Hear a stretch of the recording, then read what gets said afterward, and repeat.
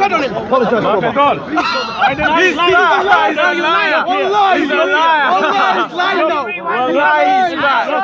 I saw it. You are a liar. He said it. He spit it on me. You have got the devil in you. You lie like the devil. Call police. You lie like the Call devil. police. Call police. It's on video. It's on video. So you see, remember, he said he did not spit on the camera. No, You see, the Christian said he did not spit. And he admitted a minute the ago people he in the did. camera can see this. It shows he's a liar. And Yes. they think the guy's mad. He's a liar. I saw it. Listen. Brother, I think he's a fair man, yeah? Brother, did he spit? Brother, did he spit? But did he spit? Thank you. He's saying, wait. This Christian brother, you know, it's not about Christians, but humanity. Spit on me. But did you spit? Did you spit? Your Muslim spit on me. Did you spit? Why did you say yes? And now you say no. But then Why you again, lying? they both need Why to you lying? I don't know why. There's You altercation. admitted You you are lying. So you are still lying. Why did you say on the camera you did? I didn't. A minute ago you said you did. I didn't. Everyone else is bad. You didn't say a minute ago. Can you rewind that? If he can lie about that, it shows he can lie about everything else. I don't believe it. If you can lie about this, everything that you said is a lie. I don't want to waste the police time because you're a liar. No, leave the police. You did spit. You are the biggest liar, and your Muhammad is the biggest liar.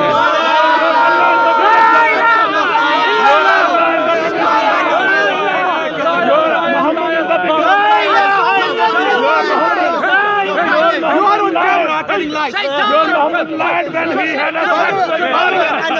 When he had a sex with Maria, he lied to Aisha. Why should we believe He lied to him? Aisha. Why should we believe him? He lied to Aisha. He's lying again. That's why He's lying again. You've gone. You have let yourself down. Your Muhammad is the biggest liar. Watch the video. That's why he's gone. That's why your Muhammad incest. Your Muhammad is the biggest liar. Walk away from me, man. Walk away from me. Walk away from me. Muhammad is the biggest liar. He's a filthy man. Don't go the whole time. You are a filthy man. Your Muhammad is the biggest liar.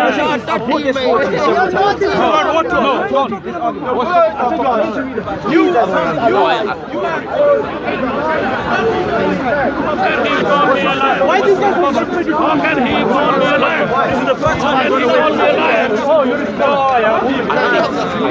Leave the dog, man. fake Indian Hindu, don't speak fake Asian. Hindu, Indian Hindu. Get paid. National minimum wage.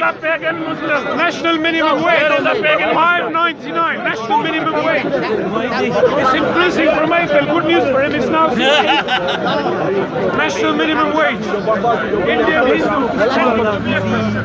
An isolated example of the Prophet's marriage, which does not say this is imposed, to be imposed on every individual Muslim.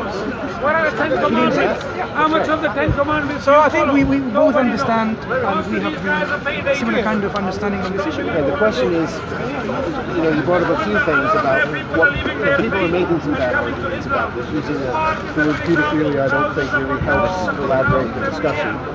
The main question is, do we want to be marrying and having sex with girls of a certain age? Yeah? Is 9, is it reasonable to think that 9 See, we are now again trying might be to... and I will concede that in whatever traditions you want, Christian traditions, English royalty, whatever, this stuff has gone on all over the place. But as I said before, we've hopefully learned something about it. We don't know everything about it, but what present day knowledge now says, this doesn't seem to be a very good idea. We shouldn't marry girls that are 9. We should know that in Islam that's considers the principle of harm. If there's going to be any harm involved, that age, even though when they've just reached the age of majority, then in terms of puberty, this is not a good enough age to get married because there's an amount of harm involved. So Islam has quite clear principles in terms of what you can or you cannot do. So was she older? No, I'm saying if there's going to be harm done, then that is not the age. At a point where there will be no harm done, she's intellectually mature, physically mature, and then no harm involved, this is the time when you can say, yes, this is the guideline that gives you allowance for that. Let me say this. This is a fairly soft assumption, and see what you say to this. I would say that it seems to me to be fairly unlikely that a girl of 9 would be physically or mentally ready to get married. Depending on the social historical context. Yeah, there can always be exceptions, but no, not exceptions. Not exceptions.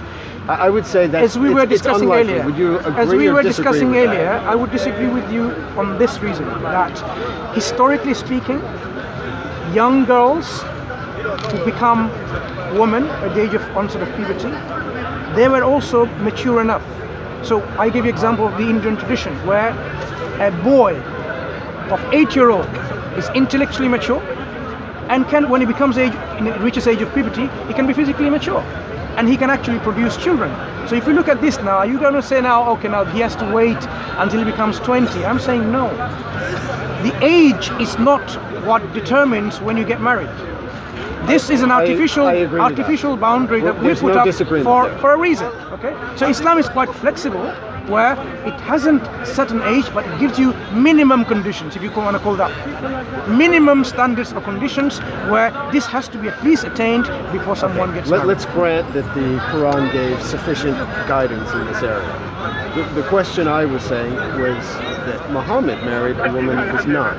And I would say, without knowing any, clearly I wasn't there, don't know the woman, but if you put the basic facts out there, are 9-year-olds ready for marriage? I would say I can't think of it. I don't think I've ever seen a 9-year-old that would be ready for marriage. It seems incredibly unlikely to me. What would you say to that? Sure. Have you seen in England where 8-year-old girls or women have become pregnant and then given birth when they were 9?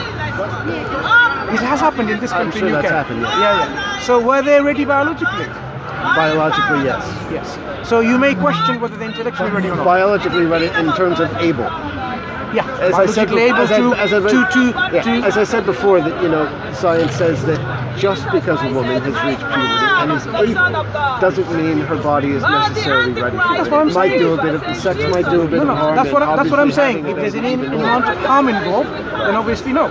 So Islam, as I said again, is flexible enough to give a universal guideline where you can apply this guideline anywhere in the world. You don't have to have some kind of bone density to find out your age and saying, I was discussing with a very intelligent young woman earlier, some time ago, saying you have to know your age, you have to be absolutely 18 and you can determine your bone age. You don't need to. And people in Africa or no disagreement there. There's a question of it's a continuum, some are ready at earlier ages than others. Yes. We know so it can be different to different people or different culture. Towards the edge, like 9 years old, I don't believe she was ready. No, you may believe... I'll say that. I don't think she was ready. What would you say?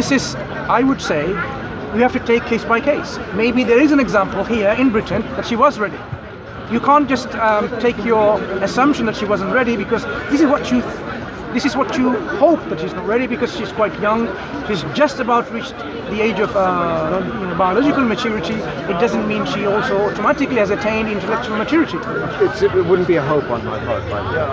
An assumption. I would hope that she was ready because if she wasn't, it's an assumption. Sorry, wrong words. It's an assumption. If she wasn't ready, it's an awful It's an assumption. And I think that's why this subject gets the kind of So can I ask you a discussion question?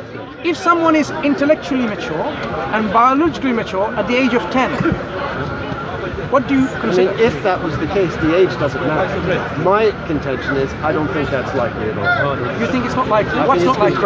What's not likely? Which one? For Biology someone to reach or intellectual maturity? Intellectual maturity. Right. I don't think your brain's even done growing. Okay. At what age do we become intellectually mature? I think for men it's later, and for girls it's earlier. So I think for men, I would say it's over 20 in terms of the development of your brain. So according to your understanding, a 19-year-old shouldn't get married because they're not intellectually mature. That's not what I said. If you haven't, remember, generally. Those people who are not intellectually mature, they shouldn't get married. That's what we're discussing. If you wanted my opinion, I would say, it's probably better to get married a little later in your 20s for lots of other different reasons. Develop kind of, what you want out of life and what kind of person. There's lots of different reasons why you might not know enough when you're 18 to make a choice that's going to last, 40 or 50 years. What determines intellectual maturity? That's a good question. Because we have very, very smart 11-year-old studying in Oxford and Cambridge. We're talking about university, right? Colleges in Oxford. So this is degree level. Very smart. Are they intellectually mature or immature? In terms of academics, Intellectual maturity. Not just academia, intellectual maturity. Well, that maturity comes with, like I said, further development of your brains. No, this person, this young man, at the age of 11, they're going to Oxford and Cambridge. Are you suggesting they're not intellectually mature? What's missing in their maturity? There's probably quite a bit of social development that's missing. Like? Social development.